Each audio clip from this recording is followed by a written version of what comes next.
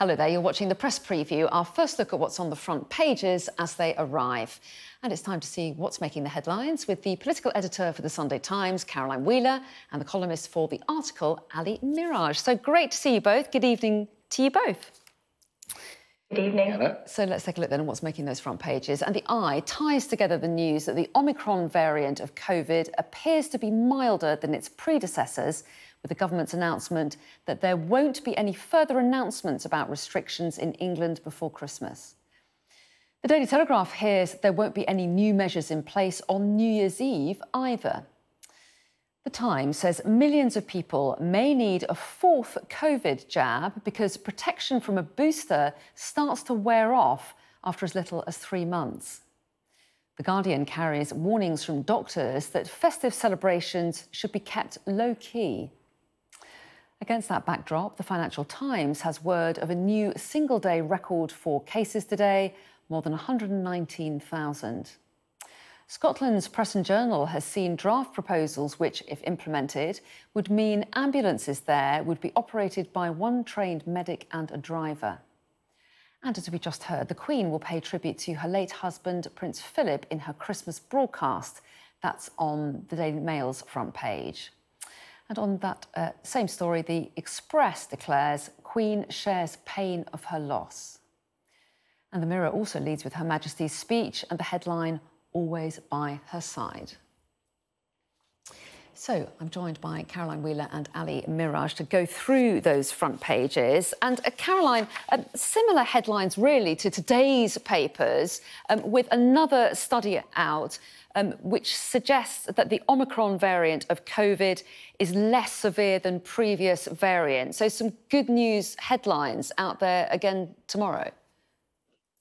Yeah, it's Christmas. There has to be good news. There has to be a time of year where we report happy things. And it seems that this UK Health Security Agency report, which is out today, has delivered some welcome news again, suggesting that the variant is sort of 70% less likely to lead you into hospital if you're unfortunate enough to get the virus, which is, of course, welcome news, given that it really has been the NHS that all our eyes have been on as we move into the Christmas period, amid very dire warnings, even last weekend from the government scientists, that the NHS would be overwhelmed and we could end up with sort of 3,000 cases a day of people being taken into hospital. But this is sort of measured, I suppose, by the fact that we are still seeing record numbers of cases, and that figure, 119,000 cases being recorded in a day, is very large and alarming, given that we know only around 1 in 3 cases are actually ever registered. People test at home and then don't upload their results onto the NHS website. So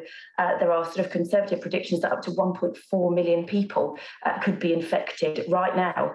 And of course, even if a very small fraction of those people get very ill and end up in hospital, that could still put some pressure on the NHS.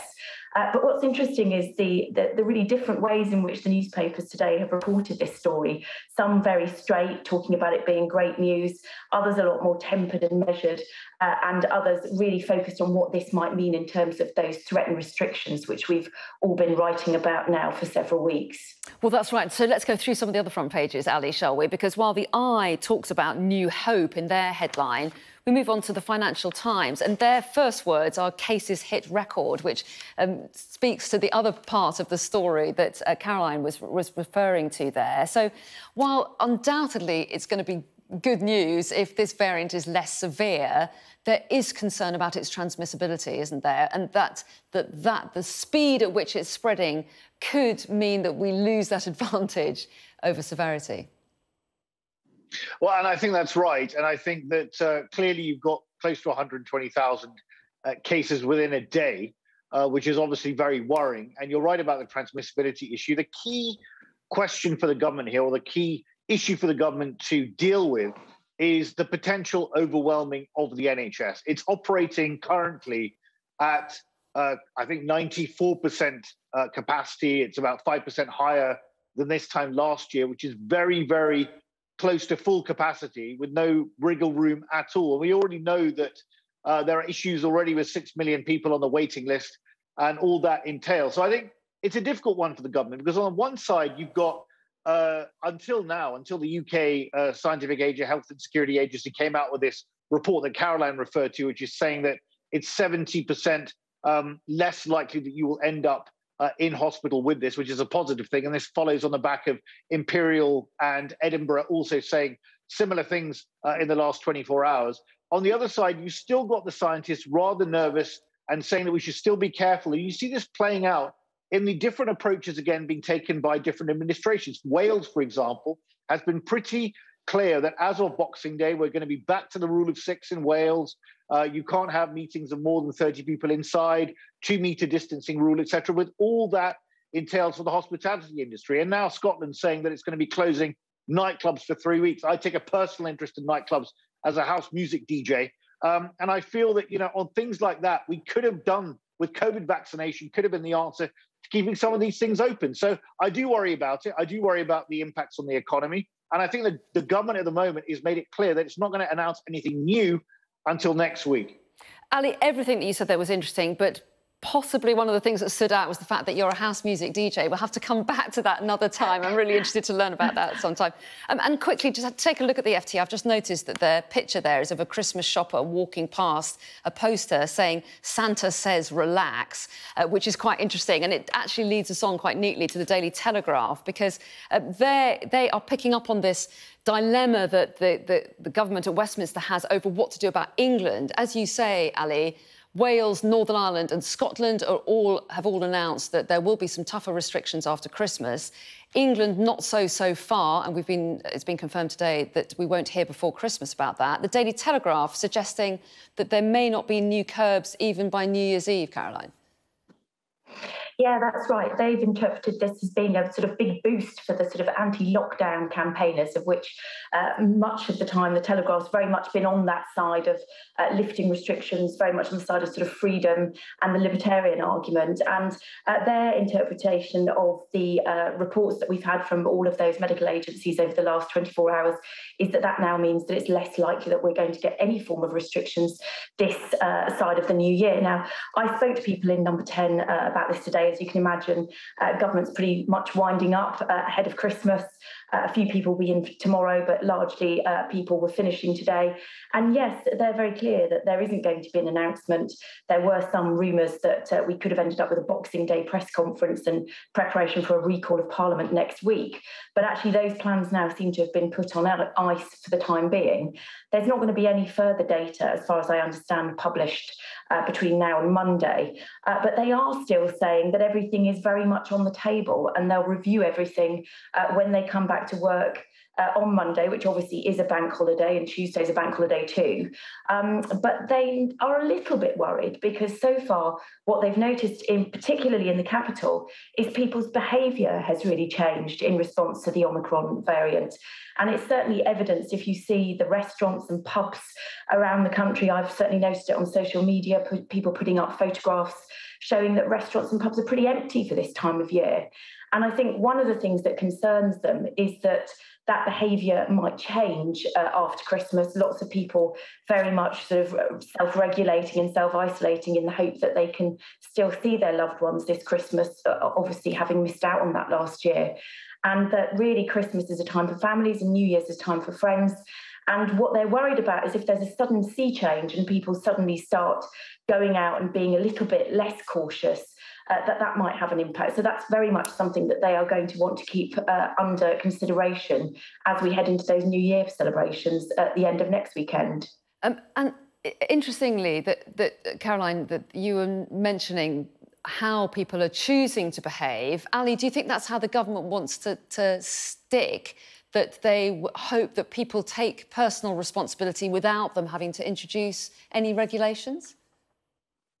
Well, I think that's probably true. And I think we're going to have to wait and see what the government does. I think this data is clearly going to point in the direction of hopefully no further restrictions. And I think, to be honest with you, the Prime Minister is in a difficult position to balance not only his cabinet, but also his party, and also people in the country now that have grown increasingly tired of restrictions. I mean, the YouGov poll out a few days ago showed that a lot of people will really not be happy with any further restrictions at all. And the whole point about having a rapid booster rollout, now half the population's been boosted, is that we can actually try and carry on with our lives, being sensible, but getting on with what we need to do. And look, I'll give you two reference points. Caroline mentions people changing their behavior.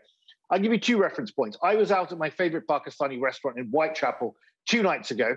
It was empty, literally empty. And normally the place is packed. You can't even get a seat in there for love nor money. The other reference point is today I was in the City of London talking to my hairstylist, a chap by the name of Jem, who was, sorry, that was not a joke. I do have a hairstylist.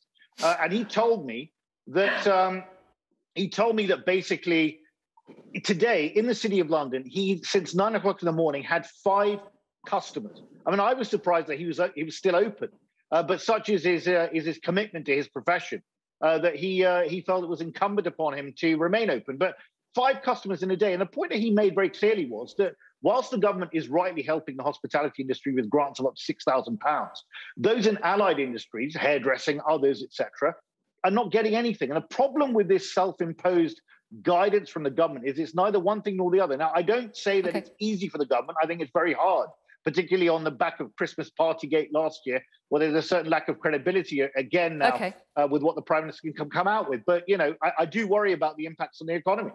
Well, yes, and turning to The Guardian, Caroline, their headline is "Keep Your Celebrations Small, Doctors Urge Britons." I mean, is it likely that people will start listening to other voices because there is a certain... I was going to say paralysis, but that's Mark Drakeford's word, the Welsh First Minister, about the Westminster government. But certainly there's not full agreement in the Cabinet, or that's what we're hearing. Is that what you understand? Yeah, absolutely. And I think, you know, it's concerning, these kind of mixed messages that you get. And that's been very prevalent now for a number of days, that we're seeing very much the politicians saying one thing and the scientists saying another. And indeed, in The Guardian, they make the point that what SAGE is saying is that actually you need there to be 90% less risk of ending up in hospital to really have an impact in terms of the hospitalisation level and not reaching beyond the peaks that we saw last January. And of course, I think it does come down to people's trust. You know, should we be trusting the politicians? Should we be trusting the scientists? Who's right? Who's wrong? You know, a real feeling, I think, after that rebellion last week when the Prime Minister faced down 100 of his own MPs who voted in the opposing division lobby, that actually some of these decisions are being taken for political reasons rather than because of the science, which they've said that they would be guided by. But it's very difficult. If you speak to people within government, what they've said time and time again is we just simply don't know enough to make these decisions at the moment. Whereas, of course, scientists are forever modelling and forecasting what might come. OK, well, it's going to be a really interesting few days now and after Christmas, isn't it? We're going to take a break right there, though. Lots more to talk about coming up after the break, including we'll have details of how the Queen plans to pay tribute to Prince Philip in her Christmas speech. Join us after the break.